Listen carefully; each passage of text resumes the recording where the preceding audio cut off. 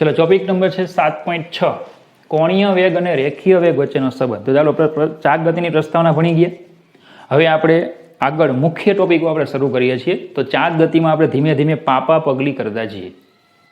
एमां पहेलां आपणे समजवुं पड़शे कोणीय वेग और रेखीय वेग। रेखीय वेग आपणे चेप्टर नंबर 4 में भणी गया छीए। सॉरी माफ करजो, चेप्टर नंबर 3 में आपणे वेग विशेनी बधी माहिती मळी गई, बराबर। एमां सदिश साथेनो वेग आपणे चेप्टर 4 में भणी गया। तो हवे छे कोणीय वेग। चाक गतिमां व्याख्यायित थाय कोणीय वेग। कोणीय वेग और रेखीय वेग वच्चेनो आपणे संबंध मेळवવાનો छे। तो धीमे धीमे आपणे आगळ शरू करीए। तो चलो धारो के आ एक आपणो दृढ़ पदार्थ छे, बराबर। तो आ शुं छे? आपणो एक दृढ़ पदार्थ। आ छे एनी स्थिर भ्रमणाक्ष। चलो एक भ्रमणाक्ष ने अनुलक्षीने आम फरे छे, चाक गति करे छे। आ एक्स अक्ष वाय अक्ष ए प्रमाणे अक्षो आपेली छे। चलो आपणे भणी गया कि पदार्थ चाक गति करे तो एनो कोई पण कण ए भ्रमणाक्ष ने लंब एवा समतलमां वर्तुळमय गति करे छे। पदार्थ चाक गति करे तो एनो कोई पण कण ए भ्रमणाक्ष ने लंब एवा समतलमां वर्तुळमय गति करे। तो धारो के आपणे आ पी कण छे एने हुं ध्यानमां लઉં तो पी कण शुं करे छे? वर्तुळमय गति करे। ए वर्तुळनुं केंद्र भ्रमणाक्ष पर होय अने भ्रमणाक्षथी लंब अंतर जे छे एनी शुं होय? त्रिज्या। वर्तुळनुं केंद्र छे ए भ्रमणाक्ष पर होय अने भ्रमणाक्षथी लंब अंतर छे एनी त्रिज्या होय। तो समझो कि कण जे छे आ रीते वर्तुळमय गति करे छे। आपणे हमेशा भ्रमणाक्षने आ लईशुं।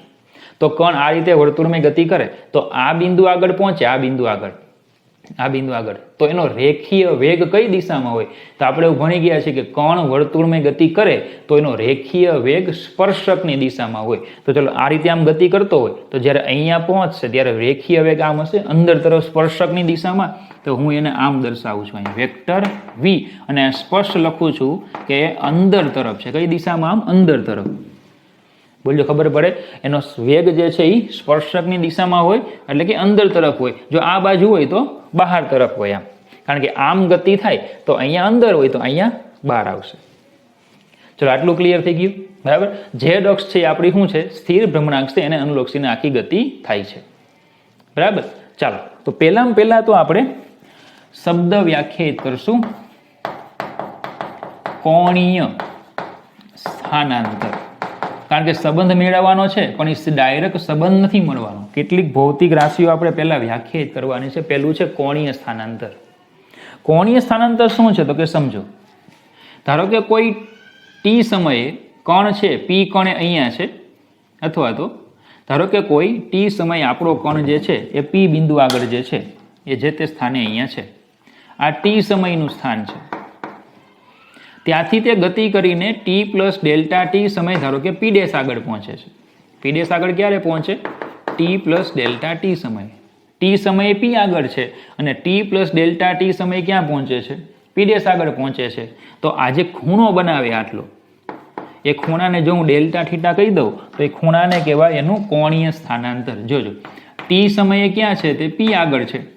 तो टी वत्ता डेल्टा टी समय क्यां आवे छे? पी डेश आगळ आवे छे। तो डेल्टा टी समय में जो खूणो बने डेल्टा थीटा, ए डेल्टा थीटा ने शुं कहेवाय? एनुं कोणीय स्थानांतर।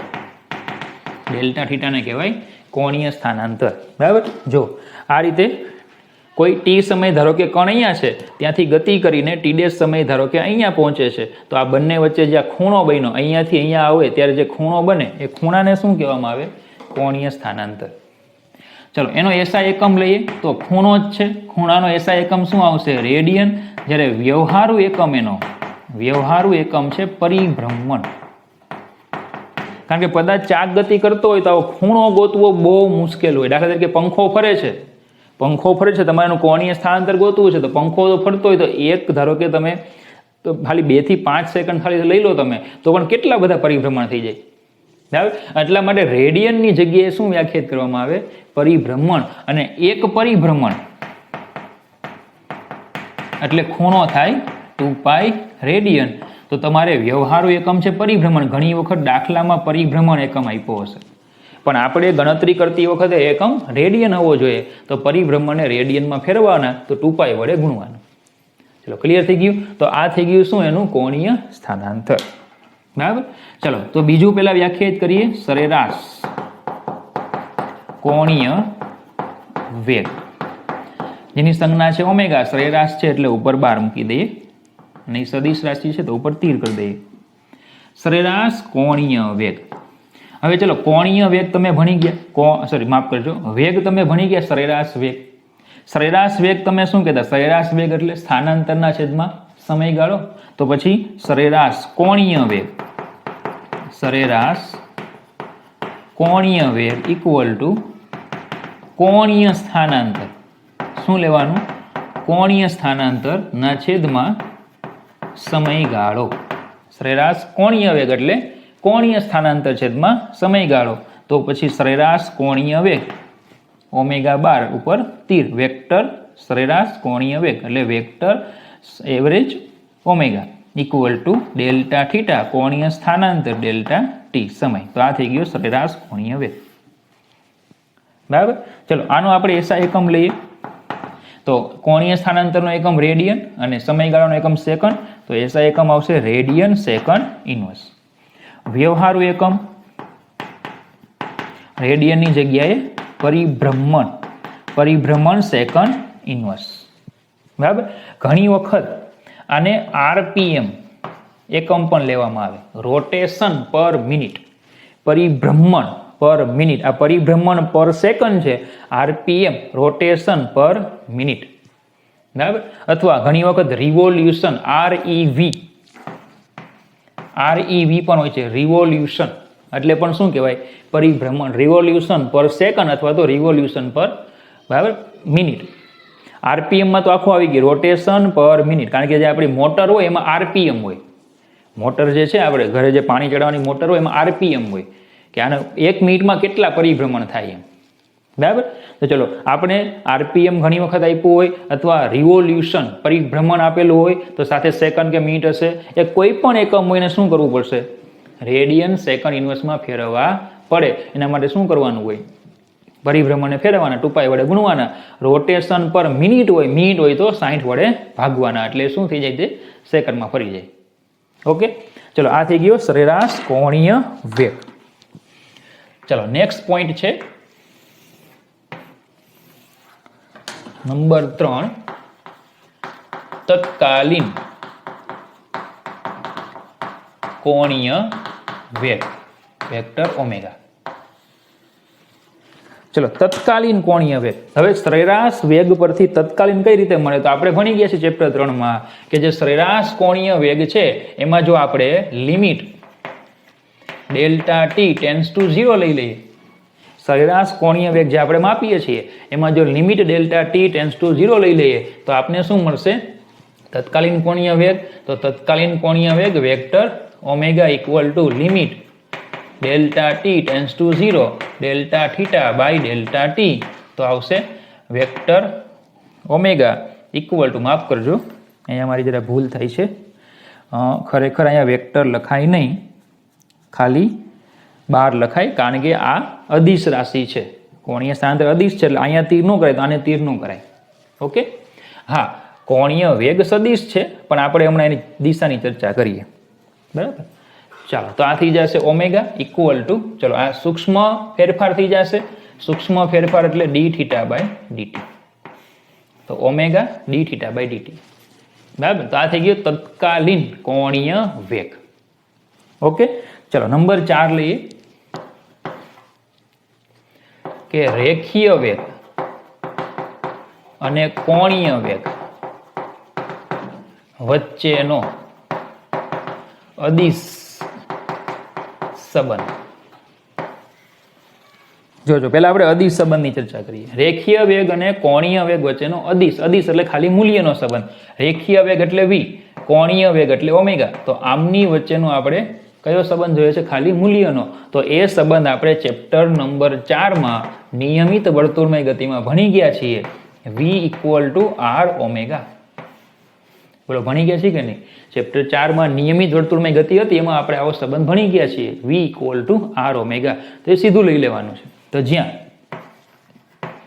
આર ઇક્વલ ટુ વર્તુળ માર્ગની ત્રિજ્યા, આ જે કોણ છે એ જે વર્તુળમય ગતિ કરે છે આ, બરાબર, તો આ એનો રેખીય વેગ થઈ ગયો.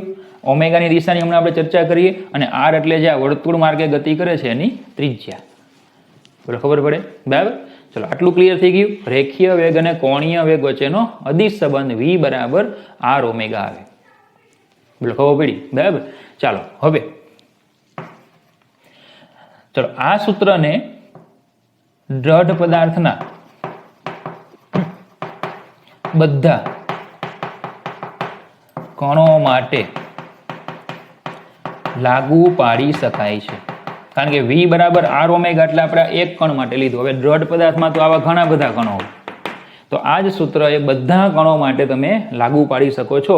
મતલબ કે ધારો કે દ્રઢ પદાર્થમાં કોઈ આઈમો કણ આપણે લઈએ કે એની ત્રિજ્યા ધારો કે આરઆઈ હોય અને એનો વેગ ધારો કે વીઆઈ હોય, તો VI equal to R I omega, જ્યાં આઈ ઇક્વલ ટુ 1 થી n, જ્યાં આઈ ઇક્વલ ટુ 1 થી n. તો v બરાબર આર ઓમેગા એ આખા દ્રઢ પદાર્થને લાગુ પાડી શકાય. ધારો કે દ્રઢ પદાર્થનો કોઈ આઈમો કણ હોય અને ત્રિજ્યા એની આરઆઈ હોય, રેખીય વેગ વીઆઈ હોય, તો VI equal to R I omega. એ સૂત્ર તમે એપ્લાય કરી શકો છો. ખબર પડે? હવે જે કણ અક્ષ ઉપર હોય તો એના માટે આર બરાબર 0 થાય. ધારો કે અહીંયા કોઈ કણ છે, અક્ષ પર છે, તો એના માટે ત્રિજ્યા કેવી થાય? 0 થાય. બરાબર. જો આર બરાબર 0 હોય તો આપણે અહીંયા આર બરાબર 0 મૂકીએ તો પછી v બરાબર 0 થાય. અને બોલ આવું આપણે ભણી ગયા હતા કે સ્થિર ભ્રમણાક્ષના કિસ્સામાં અક્ષ પર જે કણ રહેલા હોય એનો વેગ હંમેશા શૂન્ય હોય. બોલો ભણી ગયા કે નહીં? સ્થિર ભ્રમણાક્ષના કિસ્સામાં અક્ષ પર જે કણ રહેલો હોય એનો વેગ હંમેશા કેવો હોય? શૂન્ય હોય. તો આ બધા કણ માટે છે, બધા માટે. આ અક્ષ પર જેટલા પણ કણ રહેલા હોય બધા માટે રેખીય વેગ હંમેશા કેવો હોય? 0 હોય. ખબર પડે? જે શું રજૂ કરે છે કે ભ્રમણાક્ષ કેવી છે? સ્થિર. ઓકે. હવે જો આ બધા કણો માટે આ સૂત્ર એક કણ માટે હતું, બધા કણો માટે મેં આ લખ્યું, તો એનો મતલબ એવો થાય કે જો પહેલા કણ માટે લખવું હોય તો v1 બરાબર r1 ઓમેગા, બીજા માટે લખવું હોય તો v2 બરાબર r2 ઓમેગા, ત્રીજા માટે લખવું હોય તો v3 બરાબર r3 ઓમેગા. પ્રશ્ન થાય તમને કે સર તો અહીંયા ઓમેગા 1 ઓમેગા 2 ઓમેગા 3 એવું કેમ નહીં? ખબર પડે? ઓમેગા 1 ઓમેગા 2 ઓમેગા 3 એવું કેમ નહીં? પહેલા કણ માટે r1 ઓમેગા 1 એવું કેમ નહીં? બધા કણ માટે તમે ઓમેગા સમાન કેમ લીધો? તો યાદ રાખજો, પદાર્થ ચાક ગતિ કરતો હોય ને તો તમામ કણોના કોણીય વેગ હંમેશા સમાન હોય છે. પદાર્થ જ્યારે શુદ્ધ ચાક ગતિ કરતો હોય ત્યારે બધા કણોના કોણીય વેગ હંમેશા સમાન હોય, અને આથી કણના કોણીય વેગને પદાર્થના કોણીય વેગ તરીકે લઈ શકાય છે. શું કહે છે? કણનો કોણીય વેગ એ પદાર્થના કોણીય વેગ તરીકે તમે લઈ શકો. શું કીધું મેં? પદાર્થ ચાક ગતિ કરતો હોય તો બધા જ કણોના કોણીય વેગ સમાન હોય. આથી તમને એમ પૂછે કે ભાઈ પદાર્થનો કોણીય વેગ કેટલો, તો તમે કોઈ એક કણનો કહી દો તોય ચાલે, કારણ કે જે કણોના કોણીય વેગ હશે એ જ કોનો હશે? પદાર્થનો. બોલજો ખબર પડે? હવે તમને એમ થાય કે સર ખરેખર આવું છે? કઈ રીતે એમ? બધા કણોના કોણીય વેગ સમાન કેમ? ચલો સમજીએ. કે હમણાં દિવાળી વેકેશન ગયું, બરાબર? ધારો કે તમે વેન કરો છો કે મેળામાં જઈએ, તો પછી સોસાયટીવાળાને ખબર પડે તો એ બધા પણ એવું નક્કી કરે ચલો ટેમ્પો બાંધીને આપણે મેળામાં જઈએ. તો તમે વનિતા વિશ્રામમાં જાઓ છો મેળામાં, બરાબર? ચકડોળ જોઈ જાઓ છો, વેન કરો છો, ચલો ચકડોળમાં બેસીએ. તો બધા નક્કી કરે ચલો બધા જ બેસીએ. તો તમે આવું ચકડોળ પસંદ કર્યું, બુક કરાવ્યું ચકડોળ આખું, બરાબર? ચકડોળ તમે આવું બુક કરાવ્યું, બધાને ચકડોળ પર બેસવાનું છે. ચકડોળમાં આ રીતે તમને ખ્યાલ છે ડોમ હોય, તો ધારો કે આપણે સ્પેશિયલ ચકડોળ છે, આટલા જ ડોમ છે, બરાબર? તો એક એક ડોમમાં એક એક વ્યક્તિ બેસે એવું સ્પેશિયલ ચકડોળ છે. એક એક ડોમમાં એક એક વ્યક્તિ બેસે. તો ધારો કે આ પ્રમાણે ડોમ હતો તો અહીંયા એ નામનો કોઈ વ્યક્તિ બેસી ગયો, ધારો કે અલ્પેશ, અહીંયા બી નામનો વ્યક્તિ બેસી ગયો, બબીતા, સી નામનો કોઈ વ્યક્તિ બેસી ગયો, ચંદ્રેશ, ડી નામનો કોઈ વ્યક્તિ બેસી ગયો, ડોન, XY Z એમ, E F G H, આટલા વ્યક્તિઓ બેસી ગયા.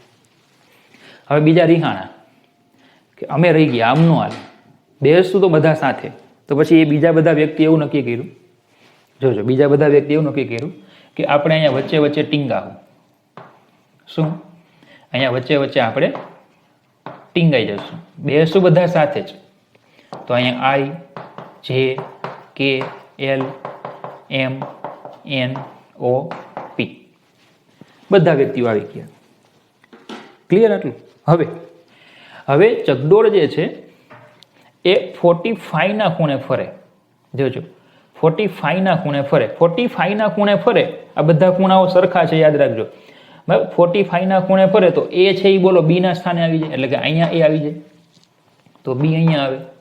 સી, ડી, ઈ, એફ, જી અને એ ના સ્થાને એચ આવી જાય. સેમ એવું અહીંયા થાય. જેના સ્થાને આઈ આવી જાય, આઈ, અહીંયા જે, કે, એલ, એમ, એન, ઓ અને આઈ ના સ્થાને કોણ આવે? પી. હવે સમજો કે એને બી આગળ પહોંચવા માટે જેટલો સમય લાગ્યો હશે એટલો જ સમયમાં બી છે સી પાસે પહોંચે, એટલા જ સમયમાં એમ છે એન પાસે પહોંચે, એટલા જ સમયમાં પી છે આઈ પાસે પહોંચે. બોલો, બધા માટે સમય સમાન. ક્લિયર? અને બધાનું કોણીય સ્થાનાંતર જુઓ, એનું કોણીય સ્થાનાંતર કેટલો ખૂણો બનાય? 45 મેં બધા ખૂણા કીધા. બીનું જુઓ 45. એમ કોઈ પણ કોણ લઈ લો, કેટલું કોણીય સ્થાનાંતર છે? 45. તો કોણીય સ્થાનાંતરે સમાન, સમયે સમાન, તો કોણીય વેગ કેવો હોય? સમાન. પડે ખબર? તો આ પદાર્થ જ્યારે આમ ચાક ગતિ કરતો હશે ને, ચાક ગતિ, આ પદાર્થ જ્યારે ચાક ગતિ કરશે ને તો બધા કણોના કોણીય સ્થાનાંતર અને સમયગાળો સરખા સમયમાં કોણીય સ્થાનાંતર સમાન જ હોય, એટલે કોણીય વેગ હંમેશા સમાન હોય. તો હંમેશા યાદ રાખવાનું, પદાર્થ જ્યારે ચાક ગતિ કરે, દ્રઢ પદાર્થ જ્યારે ચાક ગતિ કરતો હોય, સ્થિર ભ્રમણાક્ષના કિસ્સામાં સમજો, સ્થિર ભ્રમણાક્ષ છે આમાં પણ, આ ભ્રમણાક્ષ સ્થિર છે. સ્થિર ભ્રમણાક્ષના કિસ્સામાં પદાર્થના બધા કણોના પદાર્થના કોણીય વેગના મૂલ્યો કેવા હોય? સમાન જ હોય. બોલજો, ખબર પડે? સ્થિર ભ્રમણાક્ષના કિસ્સામાં બધા કણોના કોણીય વેગના મૂલ્યો કેવા હોય? હંમેશા સમાન હોય. બરાબર? તો આપણે અહીંયા એક બાબત યાદ રાખવી જોઈએ. સમજો, આપણે એક ગતિ ભણી ગયા છીએ, શુદ્ધ સ્થાનાંતરણ ગતિ. યાદ છે તમને? એની લાક્ષણિકતા એવી હતી કે બધા કણોના રેખીય વેગ સમાન હતા. યાદ છે? બધા કણો એક સરખા વેગથી ગતિ કરતા, બધા કણોના રેખીય વેગ કેવા હતા? સમાન હતા. તો સેમ અહીંયા છે શુદ્ધ ચાક ગતિ. શુદ્ધ ચાક ગતિ એની લાક્ષણિકતા બધા કણોના કોણીય વેગ સમાન હોય. બધા કણોના કોણીય વેગ કેવા હોય? સમાન હોય. બોલો, ખબર પડી? બરાબર? તો આટલો પોઈન્ટ ખબર પડી ગઈ. પેલો હતું સ્થાનાંતર, કોણીય સ્થાનાંતર ખબર પડે. ખૂણો, કોણીય સ્થાનાંતર એટલે ખૂણો. ટી સમયે પદાર્થ કંઈક અલગ સ્થાને હોય, ટી વત્તા ડેલ્ટા ટી સમય બીજા કોઈ સ્થાને આવે તો ડેલ્ટા ટી સમયમાં જેટલું સ્થાનાંતર થાય ને કોણીય સ્થાનાંતર કહેવાય. કોણીય સ્થાનાંતરના છેદમાં સમય એટલે કોણીય વેગ. ચલો, તત્કાલીન કોણીય વેગ, બંને વચ્ચે સંબંધ V બરાબર R ઓમેગા. બધા કણો માટે સૂત્ર લાગુ પાડવું હોય તો VI બરાબર RI ઓમેગા. ઓમેગા તમામ કણો માટે કેવો હોય? સમાન હોય. આથી કણના કોણીય વેગમાનને પદાર્થના કોણીય વેગમાન તરીકે લઈ શકાય. પાંચમું યાદ રાખવાનો પોઈન્ટ, શુદ્ધ સ્થાનાંતરણ ગતિમાં રેખીય વેગ સમાન હતો, તો શુદ્ધ ચાક ગતિમાં કોણીય વેગ સમાન હોય. બોલો, ખબર પડી? તો કેટલા પોઈન્ટ થયા આપણે અહીંયા? 4 પોઈન્ટ થયા. ચલો, પાંચમો પોઈન્ટ લઈએ. ચલો, પાંચમો પોઈન્ટ છે કોણીય વેગની દિશા. આપણે એમ કીધું કોણીય વેગ એ સદિશ રાશિ છે, તો કોણીય વેગની દિશા કઈ હોય? બરાબર? તો યાદ રાખજો, કોણીય વેગની દિશા છે ને એ રૈવાજિક રીતે નક્કી થાય. કઈ રીતે? રૈવાજિક રીતે, મતલબ કે પરંપરા મુજબ. પરંપરા છે, કોણીય વેગની દિશા પરંપરા પ્રમાણે નક્કી થાય. એ ટૂંકમાં રિવાજ છે, એ રિવાજ પ્રમાણે તમારે દિશા લેવાની છે. શું રિવાજ છે સમજો. ધારો કે મારી પાસે એક પદાર્થ છે જે ચાક ગતિ કરે છે, તો તમે એનો કોણીય વેગ બે રીતે ગોતી શકો. એક તો જમણા હાથના સ્ક્રૂના નિયમ મુજબ, અને બીજો છે જમણા હાથના અંગૂઠાના નિયમ મુજબ. જોજો, બે રીતે ગોતી શકાય. એક છે જમણા હાથના સ્ક્રૂનો નિયમ, બીજો છે જમણા હાથના અંગૂઠાનો નિયમ. શું કરવાનું તો કે પદાર્થ જે અક્ષને અનુલક્ષીને ચાક ગતિ કરતો હોય એ અક્ષને સમાંતર જમણા હાથનો સ્ક્રૂ ગોઠવવાનો. બરાબર, આ જે અક્ષ છે એ અક્ષને સમાંતર જમણા હાથનો સ્ક્રૂ ગોઠવવાનો. બરાબર, પદાર્થ જેમ ફરતો હોય તેમ સ્ક્રૂને ફેરવવાનો. ચલો, સ્ક્રૂના નિયમો તમને યાદ હશે. વિષમઘડી દિશામાં ફેરવો તો સ્ક્રૂ બધા બહાર આવે, ખુલે. સમઘડીમાં ફેરવો તો બધા ફિટ થાય. બરાબર, તો સ્ક્રૂ જે છે પદાર્થ જેમ ભ્રમણ કરતો હોય તેમ સ્ક્રૂને ફેરવવાનો. તો સ્ક્રૂને તમે આ રીતે ફેરવશો, તમે સ્ક્રૂ લઈ લો, સ્ક્રૂને ઉપર દિવાલમાં આ રીતે ફિટ કરો તો બોલો આમ ફિટ થશે, તે અંદર જશે. મતલબ કે સ્ક્રૂ કઈ દિશામાં જશે? આમ. તો કોણીય વેગની દિશા એ હોય. તો પછી જો પદાર્થને આમ ફેરવો, ચલો ઉપર સ્ક્રૂ લાગેલો હોય, તમે એને આમ ફેરવશો ને તો એ ખુલશે એટલે નીચે આવશે. દિશા કઈ આવશે? આમ. તો કોણીય વેગની દિશા કઈ હશે? નીચે તરફ. ચલો ખબર પડે. બીજી રીતે જો તમારે જોતું હોય તો જમણા હાથના અંગૂઠાનો નિયમ, જમણો હાથ લેવાનો. બરાબર, અંગૂઠો ભ્રમણાક્ષને સમાંતર રાખવાનો. અંગૂઠો છે એ ભ્રમણાક્ષને સમાંતર રાખવાનો અને પદાર્થ જેમ ફરતો હોય તેમ તમારે આંગળીઓને વીંટાળવાની. ભ્રમણાક્ષની આજુબાજુ વીંટાળવાની. પદાર્થ જેમ ફરતો હોય તેમ આંગળીઓને વીંટાળવાની. ચલો, પદાર્થ આમાં આમ ફરે છે તો આંગળીઓને આમ વીંટાળવાની. તો અંગૂઠો શું આપશે? તમે કોણીય વેગની દિશા. આંગળીઓ આમ વીંટાળવાની, અંગૂઠો તમને આપે કોણીય વેગની દિશા. ઓકે, ચલો, ભ્રમણાક્ષને સમાંતર જમણા હાથનો અંગૂઠો રાખવાનો. પદાર્થ જેમ ફરતો હોય તેમ આંગળીઓ વીંટાળવાની. હવે પદાર્થ તો આમ ફરે છે, આમ ફરે છે કે નહીં? તો શું આ હાથ લેવાનો? ના, હાથ તો જમણો જોવો જોઈએ. હાથ કયો હોવો જોઈએ? જમણો જોવો જોઈએ. તો પછી અંગૂઠો હવે બોલો આમ કરવો પડે. પદાર્થ જો આમ ફરે, પદાર્થ હવે આમ ફરે છે કે નહીં? તો અંગૂઠો ક્યાં આવ્યો? નીચે એટલે દિશા કઈ હશે? નીચે. ઓકે, તો યાદ રાખજો, ઓમેગાની દિશા હંમેશા રૈવાજિક રીતે નક્કી થાય. દિશા નક્કી કરવા શું કરવાનું? ભ્રમણાક્ષને સમાંતર જમણા હાથનો અંગૂઠો રાખવાનો. પદાર્થ જેમ ફરતો હોય તેમ આંગળીઓ ફેરવવાની. અથવા જો સ્ક્રૂનો નિયમ એપ્લાય કરો તોય ચાલે. ભ્રમણાક્ષને સમાંતર સ્ક્રૂ રાખો, પદાર્થ જેમ ફરે તેમ સ્ક્રૂને ફેરવો. સ્ક્રૂ જે દિશામાં આગળ વધે તે ઓમેગાની દિશા હોય. ઓકે, તો ચલો તમને હોમવર્કમાં એક આપું. દિશા, પંખો ફરે છે કે નહીં? તમારી પર પંખો ફરે છે. પંખો ફરે છે એટલે ચાક ગતિ કરતો પદાર્થ છે. તમારે એની મને દિશા કહેવાની. ક્યાં આવશે? બે ઓપ્શન છે, ઉપર કે નીચે. આની જેમ બે ઓપ્શન છે તમારી પાસે, ઉપર કે નીચે. એ મારો નંબર તમારી બધા પાસે હશે જ. 9913328696 પર વોટ્સઅપ કરીને મને જવાબ આપવાનો. નામની સાથે આ નંબર પર દિશા મોકલવાની કે સીલિંગ ફેન જે છે એની દિશા કઈ હશે, ઉપર તરફ કે નીચે તરફ. ઓકે, ચાલો, નંબર 6 છે. અને હવે સૌથી મહત્વનો પોઈન્ટ આવે છે કે જે આપણા ટોપિકનું નામ હતું, કોણીય વેગ અને રેખીય વેગ વચ્ચેનો સદિશ સંબંધ. કોણીય વેગ અને રેખીય વેગ વચ્ચેનો સદિશ સંબંધ. બરાબર, ચલો ધ્યાન આપજો. કોણીય વેગ અને રેખીય વેગ વચ્ચેનો આપણે સદિશ સંબંધ મેળવવા જઈ રહ્યા છીએ. અદિશ સંબંધ આપણી પાસે છે v બરાબર r ઓમેગા. અદિશ સંબંધ આપણી પાસે છે v બરાબર r ઓમેગા. ઓકે, હવે રેખીય વેગ એ કઈ રાશિ? સદિશ રાશિ છે. r છે એ કઈ રાશિ? ત્રિજ્યા સદિશ, એટલે સદિશ રાશિ છે. પ્રશ્ન પેલા તો એ છે કે ઓમેગા સદિશ છે કે અદિશ? તો મેં હમણાં અહીંયા તમને કહી દીધું કે ઓમેગા સદિશ છે. પણ આપણે અહીંયા સાબિત પણ કરી શકીએ કે ઓમેગા ખરેખર સદિશ છે.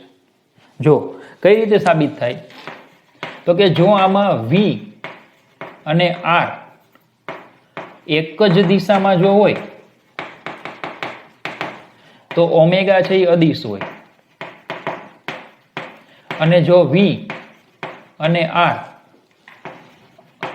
અલગ દિશામાં હોય તો ઓમેગા છે એ સદિશ હોય. સમજો, દાખલા તરીકે જો F બરાબર ma, તો બળ અને પ્રવેગ એક દિશામાં હોય. કેમ? કારણ કે દળ એ કઈ રાશિ? અદિશ. તો સેમ અહીંયા જો v અને r બે એક જ દિશામાં હશે તો ઓમેગા કઈ રાશિ હશે? અદિશ. જો ન હોય તો સદિશ. તો ચલો ચેક કરો, અહીંયા ચેક કરો.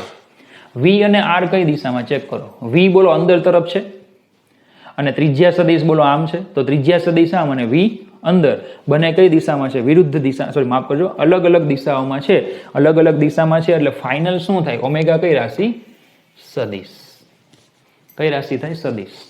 હવે જો સદિશ રાશિ થાય તો પછી હવે સંબંધ આવો બને, vector V equal to vector R vector omega. બે સદિશોના કયા ગુણાકારથી સદિશ મળે?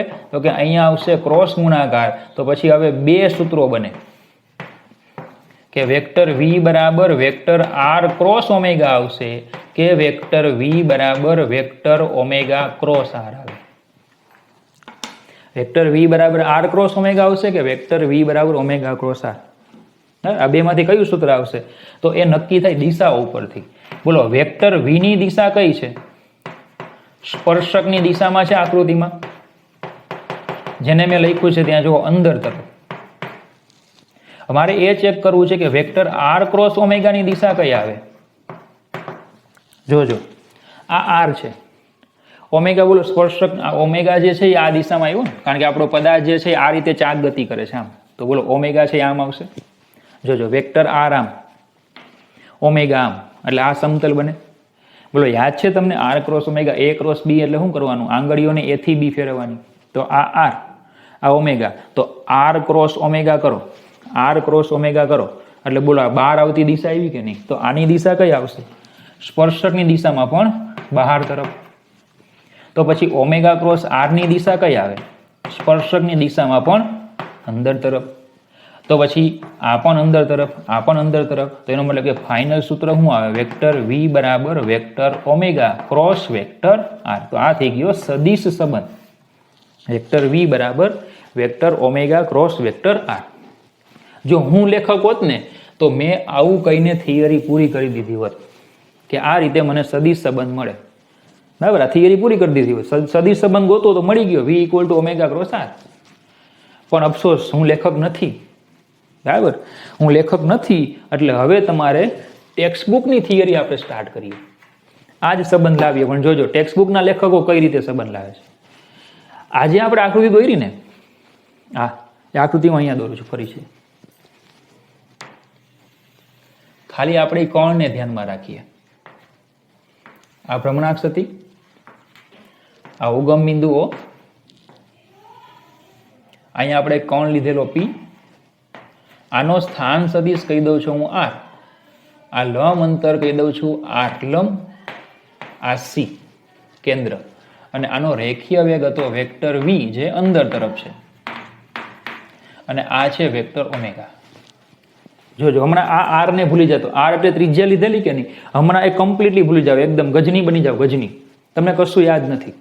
તો ચલો આ સ્થાન સદિશ આર, ઉગમ બિંદુથી કર્ણને જોડતો સદિશ, સ્થાન સદિશ આર, પેલો આર લંબ, કારણ કે લંબ અંતર છે, ભ્રમણાક્ષથી લંબ અંતર એટલે આર લંબ.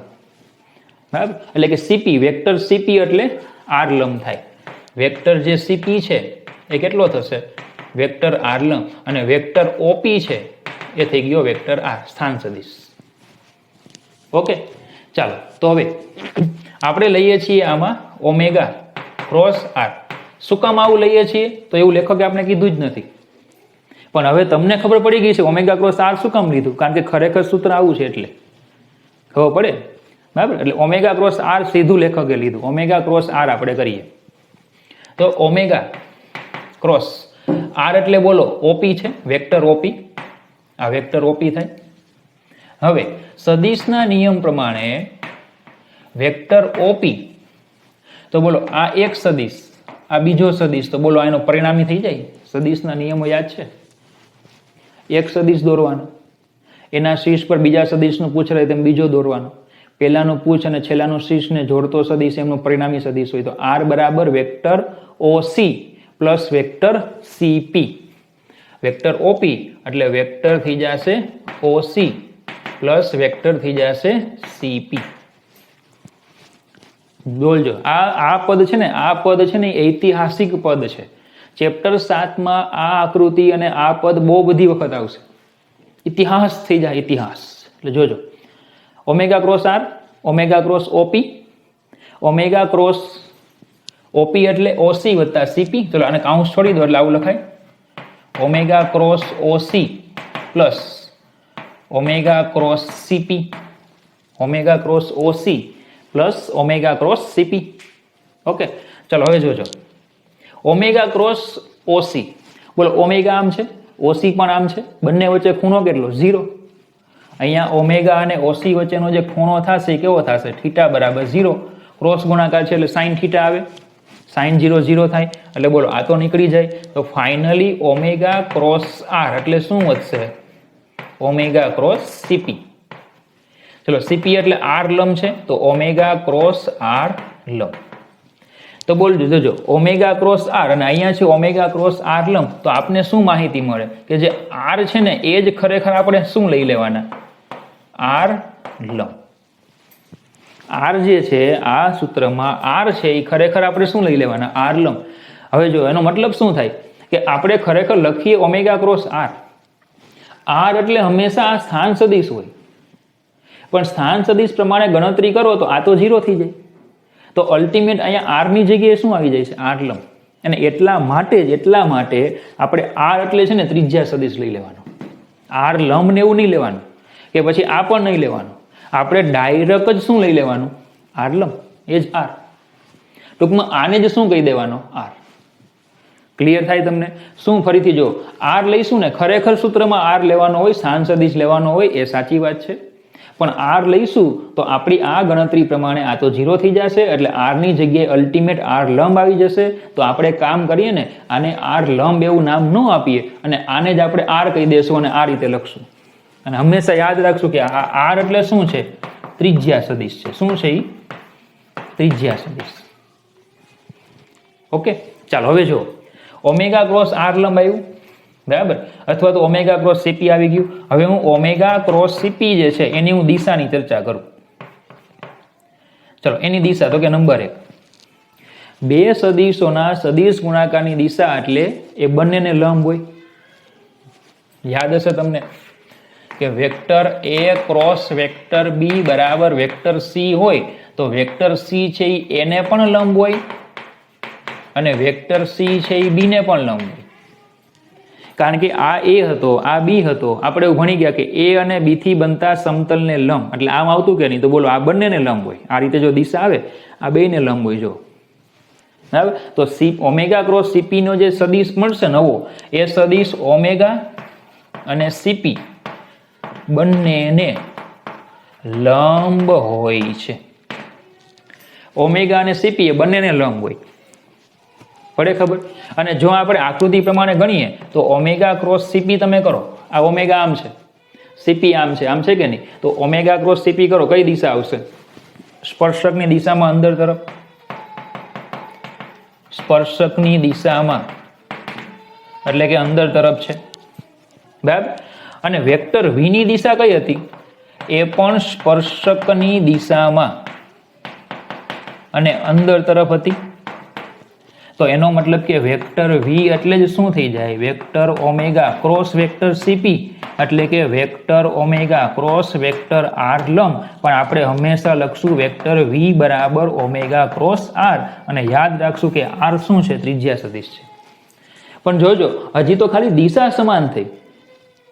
મૂલ્ય ચેક કરી લઈએ. મૂલ્ય ચેક કરીએ. ઓમેગા ક્રોસ સીપી નું મૂલ્ય શું થાય? તો કે omega CP sine pi by 2. કારણ કે ઓમેગા આમ સીપી આમ કેટલો ખૂણો? 90 નો. તો ઓમેગા ગુણ્યા સીપી સાઇન પાઈ બાય 2 તો ખાલી શું વધશે? ઓમેગા સીપી એટલે આર લંબ. અને જો આર લંબ ને હું આર કહી દઉં તો બોલો આ આર ઓમેગા થઈ ગયું. અને બોલો આ જ શું હતું? વી નું મૂલ્ય હતું કે નહીં? V equal to R omega. Clear? તો આ રીતે આપણને ટેક્સ્ટબુક પ્રમાણે આ થિયરી મળે. આ ટેક્સ્ટબુકની મેથડ અને આ મારી મેથડ. લખવાની કઈ? આ યાદ રાખવાનું શું? ખાલી સૂત્ર ઓમેગા ક્રોસ આર. શું યાદ રાખવાનું? આર એટલે શું લઈ લેવાનું? ત્રિજ્યા સદિશ. આર લંબ એવું ન લખતા, ત્રિજ્યા સદિશ.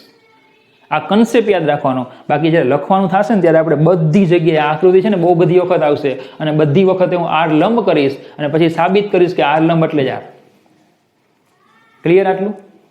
ચલો આટલી વાત ખબર પડી ગઈ બરાબર. ચલો આમાં સાથે એક નાનો અમસ્તો બીજો પોઈન્ટ છે કે યાદ રાખવાનો પોઈન્ટ કહું તો પણ ચાલે. અહીંયા લખી નાખીએ આપણે એને. યાદ રાખો. શું યાદ રાખવાનું છે? તો કે સ્થિર ભ્રમણાક્ષ હોય ને, સ્થિર ભ્રમણાક્ષ, ત્યારે ઓમેગા જે છે એનું મૂલ્ય, માફ કરજો, ઓમેગા જે છે એની દિશા હંમેશા સમાન હોય, બદલાય નહીં. સ્થિર ભ્રમણાક્ષના કિસ્સામાં ઓમેગાની દિશા બદલાય નહીં. સમજો કે આ ભ્રમણાક્ષ છે તો આ તો સ્થિર જ રહેવાની છે, પદાર્થ આમ જ ફરવાનો છે, દિશા હંમેશા કેવી રહેશે? સ્થિર, એક જ રહેશે. પણ મૂલ્ય બદલાઈ શકે. શું? મૂલ્ય બદલાઈ શકે છે. મતલબ કે પદાર્થ છે આમ ધીમે ધીમે ફરે, ઝડપથી ફરે તો મૂલ્ય બદલાઈ જાય. દાખલા તરીકે તમને પંખાનું મેં કીધું, બરાબર? તો સીલિંગ ફેન ફરતો હોય, તમે સ્વિચ ઓન કરશો એટલે પહેલા ધીમે ધીમે ફરશે, પછી ઝડપ વધતી જશે, તો ઓમેગાનું મૂલ્ય કેવું થાય? બદલાય. પણ દિશા તો એની જ રહેશે કે નહીં? ભ્રમણની દિશા એની જ રહેશે. તો યાદ રાખવાનું, સ્થિર ભ્રમણાક્ષના કિસ્સામાં ઓમેગાની દિશા હંમેશા સમાન હોય, ઓમેગાનું મૂલ્ય બદલાઈ શકે છે. પણ જો અસ્થિર ભ્રમણાક્ષ હોય તો એમાં ઓમેગાનું મૂલ્ય અને દિશા બંને બદલાઈ શકે છે. જો અસ્થિર ભ્રમણાક્ષ હોય તો મૂલ્ય અને દિશા બંને બદલાઈ શકે છે. દાખલા તરીકે આપણે ટેબલ ફેનની વાત કરી કે ટેબલ ફેન છે તો આ એની ભ્રમણાક્ષ છે, બોલો આમ ફરતી હોય કે નહીં? તો ઓમેગા હંમેશા ભ્રમણાક્ષને સમાંતર હોય, તો બોલો ભ્રમણાક્ષ ફરશે એટલે શું થાય? ઓમેગાની દિશા પણ બદલાય કે નહીં? બીજું, ટેબલ ફેન સ્ટાર્ટ કરો એટલે પહેલાં ધીમે ધીમે ફરશે, પછી ઝડપ વધશે તો મૂલ્ય પણ બદલાશે. તો વધુ વ્યાપક રીતે, વધુ વ્યાપક કિસ્સા એટલે અસ્થિર ભ્રમણાક્ષ. અસ્થિર ભ્રમણાક્ષના કિસ્સામાં ઓમેગાનું મૂલ્ય અને દિશા બંને શું થતા હોય છે? બદલાતા હોય છે. ચલો, ઓમેગામાં ફેરફાર થાય, ઓમેગા એટલે કોણીય વેગ, કોણીય વેગમાં ફેરફાર થાય તો શું ઉત્પન્ન થાય? કોણીય પ્રવેગ. તો ચાલો હવે આપણે જોઈશું કોણીય પ્રવેગ. પણ એની પહેલા આ કમ્પ્લીટ ખ્યાલ આવી ગયો. છઠ્ઠો પોઈન્ટ છે ને એ આ ટોપિકનો સૌથી આઈએમપી પોઈન્ટ. છઠ્ઠો પોઈન્ટ છે ને સૌથી આઈએમપી, તમને પરીક્ષામાં એ થિયરીમાં પૂછાઈ શકે. ઓકે, ચાલો તો કોણીય પ્રવેગ, કોણીય વેગના ફેરફારના સમય દરને કોણીય પ્રવેગ કહે છે. કોણીય વેગના ફેરફારના સમય દરને કોણીય પ્રવેગ કહેવાય. તો ચલો પહેલા વ્યાખ્યાયિત કરીએ સરેરાશ કોણીય પ્રવેગ. સરેરાશ કોણીય પ્રવેગ એટલે કોણીય વેગનો ફેરફાર છેદમાં સમયગાળો. સરેરાશ કોણીય પ્રવેગને આલ્ફા વડે દર્શાવાય. સરેરાશ છે એટલે 12, સદિશ રાશિ છે. કોણીય વેગનો ફેરફાર એટલે ડેલ્ટા ઓમેગા ના છેદમાં ડેલ્ટા ટી. જો આમાં આપણે limit delta T tends to 0 લઈ લઈએ તો આપને મળે તત્કાલીન કોણીય પ્રવેગ limit delta T tends to 0 delta vector omega by delta T એટલે થઈ જશે D vector omega by DT. આ થઈ જાય તત્કાલીન કોણીય પ્રવેગ. ચાલો એનો એસઆઈ એકમ લઈએ. તો આ કોણીય વેગ એનો એસઆઈ એકમ છે રેડિયન સેકન્ડ ઇનવર્સ, અને આ સમય એનો એસઆઈ એકમ સેકન્ડ. તો કોણીય પ્રવેગનો એસઆઈ એકમ રેડિયન સેકન્ડ -2. ચલો એની દિશા લઈ લઈએ. તો કોણીય પ્રવેગની દિશા, કોણીય પ્રવેગની દિશા એ કોણીય વેગના ફેરફારની દિશામાં હોય. કોણીય પ્રવેગની દિશા એ કોણીય વેગનો ફેરફાર જે દિશામાં થાય ને એ દિશામાં હોય, બરાબર. અને સ્થિર ભ્રમણાક્ષનો કિસ્સામાં, સ્થિર ભ્રમણાક્ષના કિસ્સામાં કોણીય પ્રવેગ એ ભ્રમણાક્ષને સમાંતર હોય. દાખલા તરીકે સમજો કે આ એક ભ્રમણાક્ષ છે, પદાર્થ આ રીતે ફરે છે, ધીમો ધીમો ફરે છે. તો પ્રારંભિક કોણીય વેગ બોલો આ દિશામાં આવશે ઉપર તરફ. આમ ફેરે તો બોલો અંગૂઠાની દિશા એ કોણીય વેગની દિશા હોય, તો પ્રારંભમાં ઉપર તરફ છે, ઝડપ વધતી જાય છે. કોઈ પણ ક્ષણે અંતિમ કોણીય વેગ પણ આ દિશામાં જ હોય, કારણ કે ફરે છે તો આમ જ ને. તો બોલો ફેરફાર પણ એ જ દિશામાં થયો ને, કોણીય વેગનો ફેરફાર પણ એ જ દિશામાં થાય. અંત માઇનસ પ્રારંભ, તો દિશા તો આની જ રહેશે કે નહીં? બાદબાકીની દિશા એની જ રહી, કારણ કે બે સદિશોની બાદબાકી કરીએ છીએ, બરાબર. એક નાનો સદિશ છે એ આમ છે, ઓકે, મોટો સદિશ છે એ પણ આમ છે. બંને સદિશો એક દિશામાં હોય, એક નાનો સદિશ છે, એક મોટો સદિશ છે. બંને સદિશો આ એક દિશામાં છે તો એનો ફેરફાર પણ એ જ દિશામાં થાય. બોલજો, ખબર પડે? બરાબર. તો પછી કોણીય પ્રવેગ પણ કેવો આવશે? એ જ દિશામાં આવશે. આપણે બે સદિશોની બાદબાકી ભણી ગયા છીએ કે વેક્ટર એ અને આ ધારો કે છે વેક્ટર બી. તો મારે a માઇનસ બી, સોરી માફ કરજો, બી માઇનસ એ કરવા છે, અંત માઇનસ પ્રારંભ. તો વેક્ટર એ દોરી દેવાનો અને એનો વિરોધી લેતા યાદ છે માઇનસ એ. તો બોલો વેક્ટર એ આમ દોરવાનો. તો પહેલાનું પૂછ અને છેલ્લાનું શીર્ષને જોઈન્ટ કરો તો બોલો આમ આવે કે નહીં? તો બોલો આ જે બે દિશામાં હતા એ જ દિશામાં આવ્યો કે નહીં? Delta omega. તો આલ્ફા પણ એ જ દિશામાં હોય. તો યાદ રાખજો, પ્રારંભિક કોણીય વેગ, અંતિમ કોણીય વેગ, કોણીય વેગનો ફેરફાર અને કોણીય પ્રવેગ, આ ચારે ચાર સદિશો એક જ દિશામાં હોય. ઓકે, ચાલો હજી આપણે આગળ આમાં ધીમે ધીમે સદિશો ઉમેરતા જશું, પણ હમણાં આટલું. પ્રારંભિક કોણીય વેગ, અંતિમ કોણીય વેગ, કોણીય વેગનો ફેરફાર અને કોણીય પ્રવેગ બધા એક દિશામાં હોય. તો ચલો કોણીય પ્રવેગમાં ખાલી આટલું છે. બરાબર.